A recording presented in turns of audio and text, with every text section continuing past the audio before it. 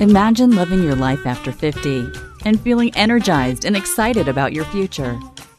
Welcome to the Women in the Middle podcast, the podcast for women who are ready to figure out what they want and create the life they deserve. Here's your host and master certified life coach, Susie Rosenstein.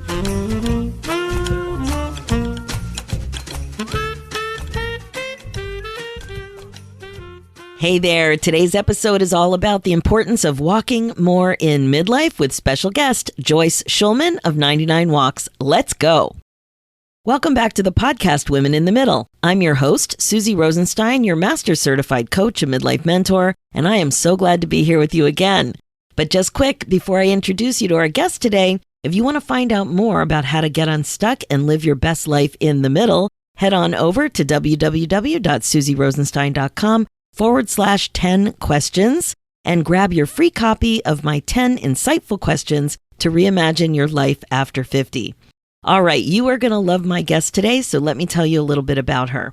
Joyce Shulman is founder and CEO of the walking app 99 Walks and Macaroni Kid and reaches millions of moms each month with hyper-local and national e-newsletters and websites, social media content, video, and her weekly walk podcast.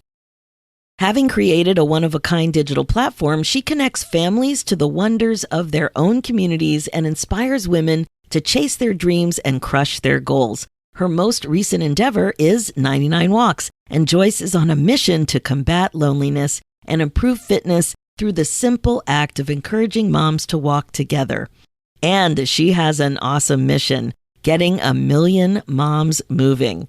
Her experience in business and leading mompreneurs makes her a coveted speaker where she shares tactics for beating burnout, fueling creativity, goal crushing, how walking can fuel productivity and performance, and more. Joyce received her bachelor's in business management from the University of Maryland and her Juris Doctor cum laude from St. John's University School of Law. After law school, she spent more than a dozen years as a New York City lawyer, where her practice focused on complex commercial litigation. A self-confessed idea junkie in 1998, Joyce abandoned her law firm life to liberate her entrepreneurial spirit and focus on the things that are most important to her: family, community, and empowering women to chase their dreams. So, there's a great story there. So let's dive in. Hi, Joyce. Thanks so much for joining us today on the Women in the Middle podcast. Oh, Susie, I'm so excited to be here. This is going to be a very fun conversation. I know it already. I know it too. So good. So one of the reasons I was excited to talk to you was to hear about your path to becoming an entrepreneur. So let's talk about that first, and then that will lead beautifully into the amazing thing that you're doing, which is helping people walk more. So start out with, who are you? What's been going on with you? Gosh, well, I am right in the cohort of your community. So I am in midlife, and that means there's a long journey to get where I am right now. But I started out my professional career as an attorney, a practicing lawyer in New York City, practicing complex commercial litigation and some white-collar criminal defense work and a little bit of entertainment and all the good things. And unlike a lot of lawyers out there, there were things about it I absolutely loved. It was intellectually challenging. I worked with incredible people. It was so interesting. But I woke up one day and realized that my job was fighting other people's battles. That was my job. Other people have a crisis, other people have a problem, and my job is to make their problems go away.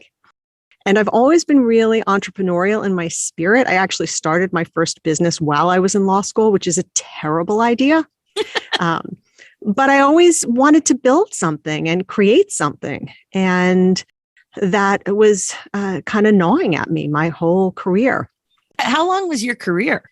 I practiced law full-time for just under a decade. And then there was kind of a transition because I had the opportunity to continue doing some contract law, working on, I would sort of get pulled into big trials that needed an extra pair of hands. So I'd work really intensely for 2 months and then not. So there was a kind of a transitional time. So all told, I think about a dozen years. Wow. And so when these thoughts popped into your mind. Did you notice it as a thought? I want to be doing more working with people directly or something like that? Or was it a feeling?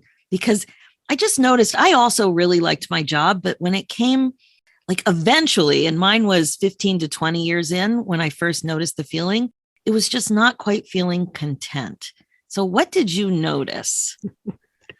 So here's a story that I don't think I've really shared, but my mentor came to me one day, and I worked for a firm that never made partners out of their associates. It was a policy of the firm. You really had to leave the firm, go do something else to get experience, and then come back. Very rarely did they make partners out of associates. And my mentor came to me one day. I remember it so vividly, sat down across from me at my desk, across my desk, and told me how he wanted to groom me to take over his practice. And he was a very prominent guy, and it was a tremendous compliment. And it was like the Charlie Brown thought bubble over his head going, wah, wah, wah. And as he's saying this, I am thinking to myself, holy cow, if I wake up 20 years from now and I'm you, I'm going to kill myself. Oh, wow. And he left. And like, 4 days later, I quit. So it was a wake-up call. It was totally a wake-up call where all of these thoughts that you have sometimes and these kind of side projects you do, suddenly you're faced with this crossroads and this moment of commitment. And I certainly wasn't forced to make the choice. I could have just kept going. But it was at that moment that things came really clear to me that while there were things I loved about this career and these wonderful people I worked with, this was not my future. Wow. I love wake-up calls. I mean, sometimes they're painful and jarring and scary. But in this case, what impresses me about this story, and thank you so much for sharing it, and I always love a good Peanuts reference. I really love Peanuts. Is how quickly you consolidated that information from the wake-up call. 4 days? It was pretty quick. Joyce, I was spinning for 5 years. I totally get that. I totally get Wow. that because there have been many of those kinds of crossroads in my life, and they have not all been like that, I assure you. But wow, that is something. So, I always talk about stuckness. Like most of us focus on the cost to being stuck, on how much money we're going to lose, or how could I replace this income, or how long is it going to take me to replace this income? First of all, never thinking that you could surpass your income, but also not appreciating the cost of staying stuck and missed opportunity and who you're not helping and the joy you're not experiencing and all of that. So honestly, that's really impressive. So it sounds like, did you quit without a plan? I did quit without a plan. So I had been writing a bit. Did I quit without a plan? I'd been writing because that's always been a part of who I am. That's how I process everything that goes on in my life. And I'd been writing quite a bit, actually. And frankly, I knew that I could pick up some freelance legal work. I was pretty confident about that. So my plan was to pick up some freelance work to pay my bills and to focus on writing. That was my grand plan at the time. I love it. And what were you writing about? At the time, I was writing fiction. Really? Mm-hmm. That is so interesting. So this is nothing like what you're doing now. So how did you end up doing the work that you're doing with walking? What was that like? How long, Susie, did you say we have to chat? Because really, it's quite a long story. But I left the practice of law. I actually stepped back in. I had an opportunity to work for a really incredible firm. I went back there for 6 months. It was terrible experience. And then I was done for sure. And my husband and I both had this entrepreneurial bug, and we would spend our Sunday afternoons talking about what we could do to quit our jobs, move out of the city, and build something. So we had an idea that we thought was going to be brilliant. We quit our jobs. We sold our apartment. We moved out near the beach, And we launched our first business, which was a catastrophe. We lost everything. We almost lost our house. I mean, it was bad. We lost our retirement funds. We lost the proceeds from the sale of our apartment. We lost it all. And then we dusted ourselves off, picked ourselves up, and started business number 2, which was honestly our first business in media. So we spent about 15 years in the media space, out of home, alternative, and ultimately digital media. And throughout all of that, walking has been a big part of my personal practice. So I suppose walking and writing, those are the 2 things that have been kind of consistent throughout my life. Susie, do you have a walking practice? I don't believe I've ever asked you that. I do. It involves my large dog, Nico the Noof. So our walking practice really does revolve around our dog, and we love it. Now, one of the problems, though, is that he is so interesting that people stop us constantly. They don't see many Landseer Noofs. And so what often happens is, well, anybody walking will stop, but also people will stop their cars. If I'm not on a trail in a park, like if I'm in the neighborhood, they stop. And then the other thing that happens is people with little dogs, the little dogs are very intimidated by him and they get very scared and sometimes aggressive. Right. So he just stands there, but we're often stopped. So I would say the problem with my walking practice is that a lot of times we don't have a consistent pace because we're stopped so often. But we love walking with him. And I'm very fortunate to live in a very green city with lots of trails and parks. So that is it. And I'm learning to appreciate how important it is to replace your sneakers regularly with the walking. Yeah. Absolutely. And how important it is there's a little bit of trial and error in finding the shoes and the sneakers that are best for you. Definitely. We hear that a lot from people. Definitely. And people will ask all the time, what are the best shoes for walking? And the question has to be, what are the best shoes for me for walking? Because what's going to be good for you is not going to be good for me. So I would say something that gets in my way is the weather. I have a bad attitude about cold weather. Oh, then yes, you do. You got to work on that. You know what they say? There's no such thing as bad weather, just bad clothing. You know what? You're very true. And I did learn that with skiing too. I was very grouchy about how cold it gets sometimes. And my husband said, no, you just don't have the right equipment. And I was floored at the difference that made.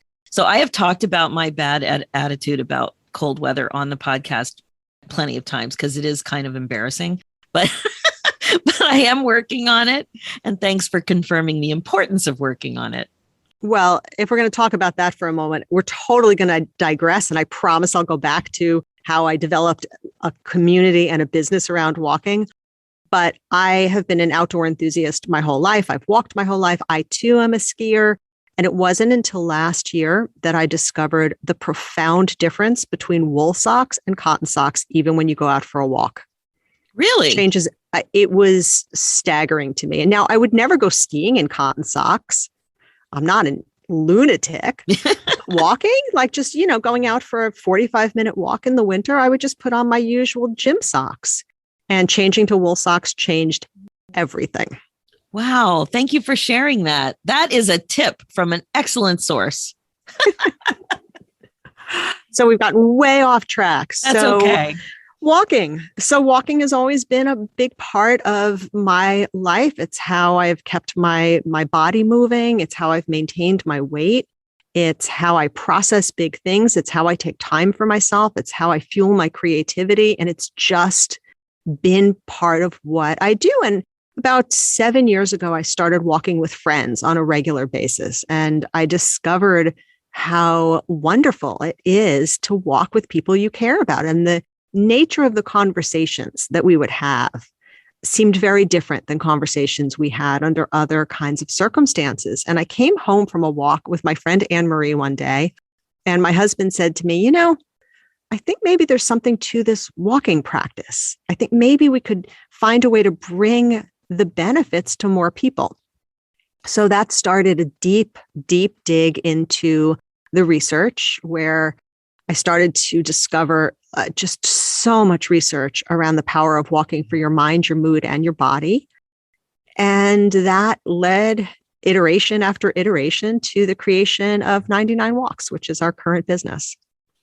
So when that idea came to the fore, Okay, so I want to hear more about that idea. When you really started to think, oh my gosh, walking, did you have any resistance to actually focusing on walking as a business? Totally. I totally did. And I remember we were sitting on our front porch. And I remember saying to Eric, like, I don't get how that would work. Like, what are you thinking? And then just a couple of weeks later, we traveled to Hawaii for summer vacation. And we were, no surprise, out on a long walk. And we got to talking about what that could look like, right? The mission is simple. The mission is encouraging more people, women in particular, because that's the cohort that we knew best from our last business, encouraging women to get out and move and connect in that way that's so important for everybody. And on that walk, we specced out certainly what the mission was and how maybe we could start to get there. Now, one of the things you mentioned at the beginning, when you said that you were in media as one of your earlier businesses, and technology has just changed so much. So even when you came up with this idea for a business, the technology is very different now. People are more comfortable with apps. Podcasts have really taken off.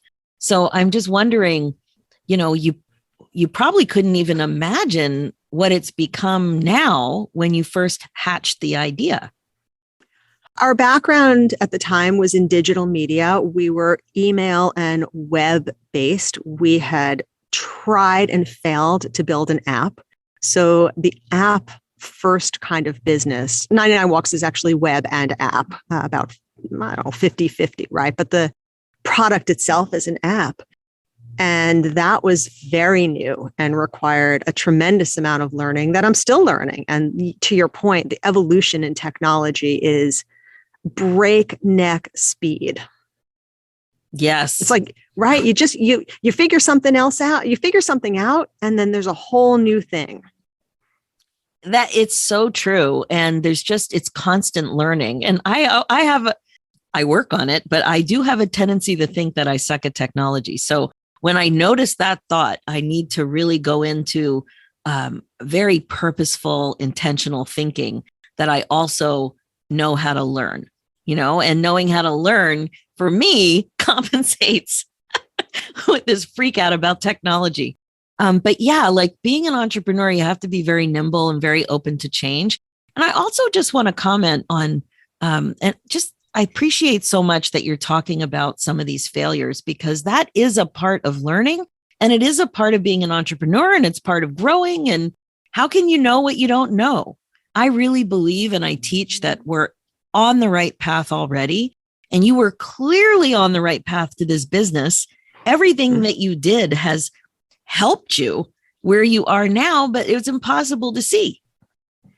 It's so, there's so much talk about the value of failure. And the reality is when you're in it, when you're working on something that's not working, when you can't figure out how you're going to make payroll, when you have a vision and it doesn't come together the way, it sucks. Oh, so yeah.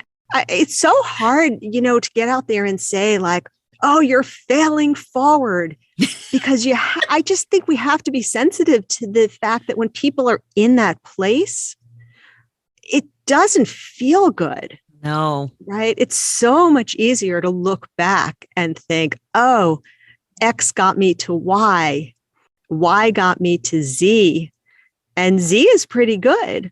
But when you're in X and Y, like it's not good.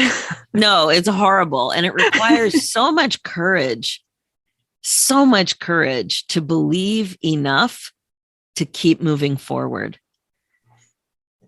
I don't know. I don't know that I agree with you. Really? Let me hear. Yeah, because what choice do you have? Oh, you have a choice. You have a choice to hang it up and go back to law.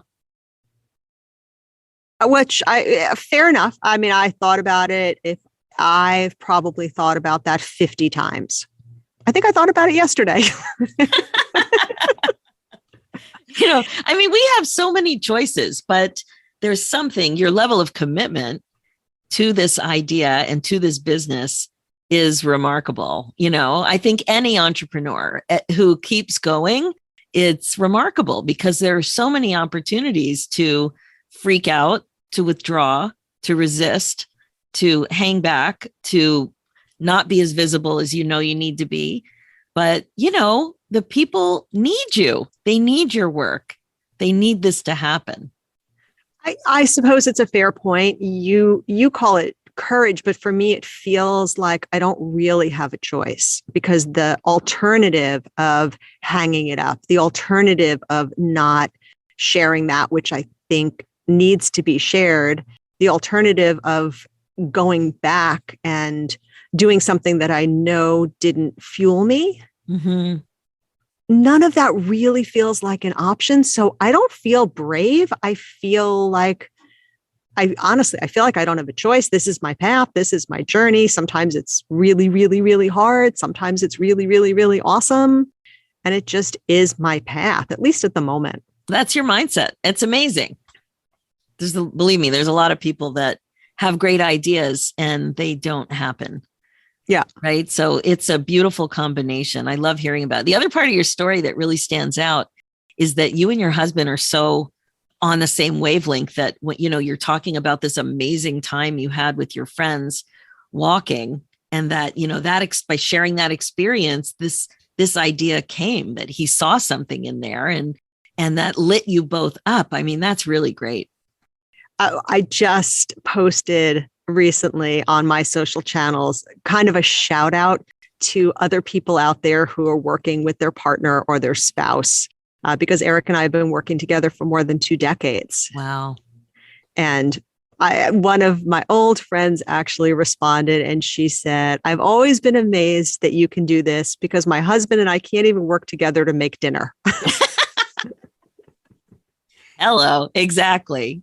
So tell me why you think this message of walking is so important for especially midlife women. Why is it so important? So I tend to break down the value and impact of walking into the 3 pillars I mentioned: walking for your mind, walking for your mood, and walking for your body. And if you stop and think about a practice that is accessible to most, not all, but most, that checks all 3 of those boxes at one time, that's pretty amazing. And you don't need a gym membership and you don't need anything. You just need a pair of walking shoes.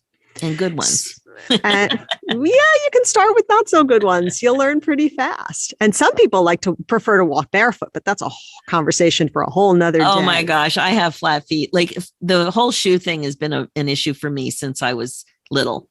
So I really appreciate the importance of it. But you're right. Not everybody needs the same level of care to their sneakers. Nope. So we can run through a little bit of it. So walking for your mind, the research shows that walking can boost your creativity by up to 60%. So I always tell people when you're stuck on a project, you're stuck on a work thing, you're stuck on a problem, and you think that sitting in front of your computer and one more Google search is going to answer the question, chances are pretty good what you really need to do is walk away. So a fascinating study out of Stanford University that one walk 20 minutes can boost your creative output by 60%, which is pretty amazing. That's amazing. Yeah. Improve your decision-making and executive functions, rebuild your decision-making capacity and help fight decision fatigue, which is a real thing. Decision fatigue is a real thing. It's the reason that they put the candy bars by the checkout counter, because they know by the time you have selected from 46 different kinds of peanut butter, your brain is tired and that Kit Kat looks really, really good. So walking can help reset your decision-making capacity. It can help build your memory. So all of these are the short-term kinds of things. And the real magic is also the long-term impact on your brain, because a regular walking practice can literally add volume to your hippocampus and make your brain bigger. I'll often say, does walking count? What's enough? And the answer is, it's all good.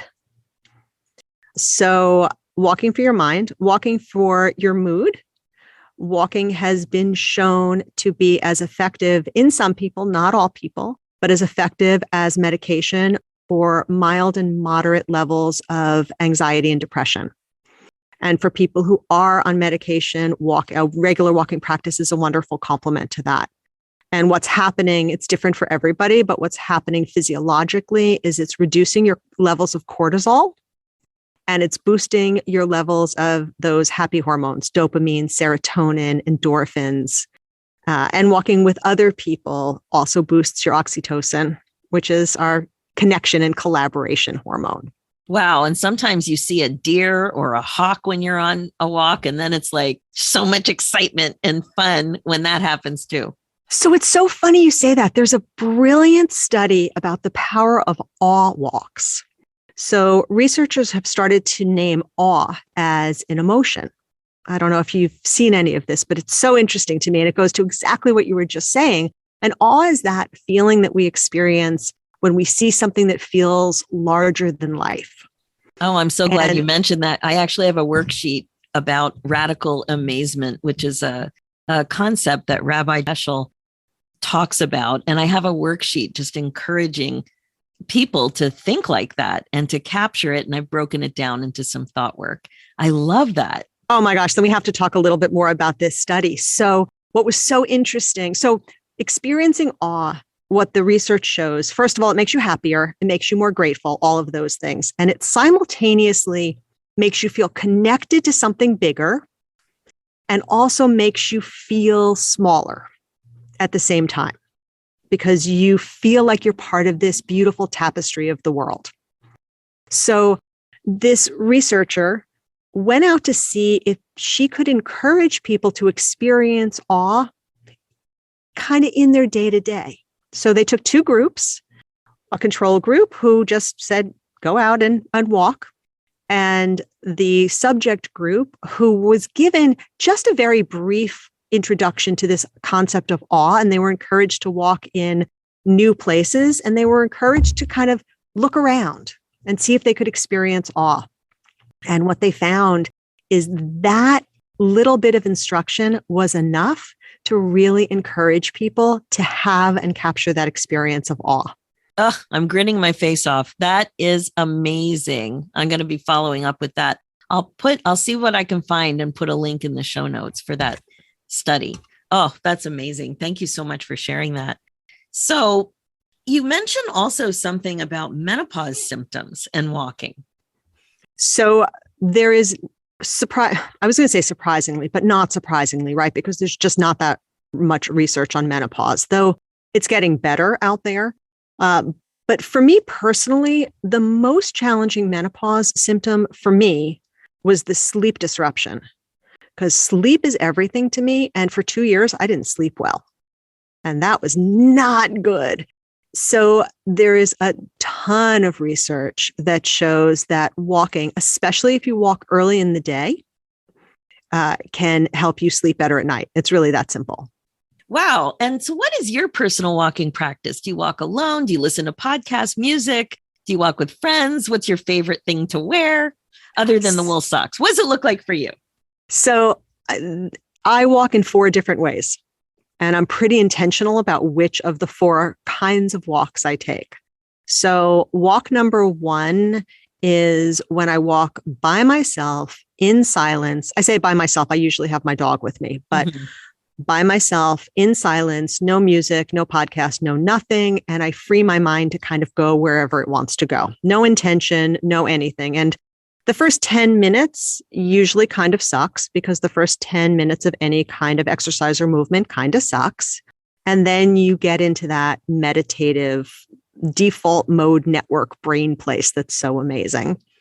Sometimes I just want to lose myself in a story or a podcast or music, and I will just crank up something, my favorite playlist, a book I'm listening to, a podcast that's really interesting, and I'll just lose myself in that. Often I walk with friends. I love that because I get to check all those boxes at one time. And the last is sometimes I will take a particular challenge or a problem with me on a walk, and I will strive to solve that. And as my mind drifts off, I will bring it back to kind of thinking through whatever it is that I'm trying to sort through. So I really do have 4 different styles of walking. Oh, I love that. So good to be intentional rather than just wing it. I mean, that's one of the main thing I focus on in the podcast is the importance of being intentional. So you can be intentional, not just about going for a walk, but the experience that you want to create for yourself on the walk. I will say, even this morning, I'm heading out for a walk as soon as we finish our podcast and our time together today. And I was going to text a really dear friend of mine who I miss and I really want to spend some time with. And I picked up my phone to text her. And then I thought, what I really need is an hour to myself. Oh, beautiful. Beautiful. So I hear you also have a book. Tell me all about that. I do have a book. So I wrote a book called Walk Your Way to Better, which is more a book about intention than it is about walking. It's 99 thought starters and really the opportunity for me to share some things that I think we need to think about more that we don't often give ourselves the opportunity and the time in this space. So it is 99 thought starters, pieces of research, stories. And my hope and my request to my readers is read a section and head out for a walk and give your mind the opportunity to think about it and process it. So it's kind of like your fourth walk, except it's not a problem, although the reader could apply it to a problem. That's so good. Absolutely. Absolutely. So cool. And you said, that you were a writer. So this was the first time that you wrote specifically about your business? So the book is not actually exactly about the business. Really, it's a little bit more everything I wanted to share. I am working on my new book, which is much more focused on walking for your mind, your mood, and your body. Much more of that kind of traditional format of that sort of book. Lots of science, lots of stories, all that. Oh, got it. Oh, I wish you the best with that. So where can people find the book that's available? Yep. So it's called Walk Your Way to Better, and it's available on Amazon. Amazing. And so where can we find your 99 Walk information? So people can find me personally on all the social channels at Joyce R. Shulman. And everything 99 Walks at 99 Walks. So the website, 99walks.fit or .com, and all the social channels. And we post just so much interesting content around the value of walking and really how to change your life with a fairly simple practice. Oh my gosh, so good. Thank you so much for sharing all of this information. I have complete justification now for replacing my sneakers. It is time. I'm going to look for a good sale. And I'm super excited to read your book and to get a group going in my community, the Women in the Middle Academy. So stay tuned for that. Joyce, all the best. Thank you so much. This was so much fun to get to know you. And I can't wait to read more about your amazing walks.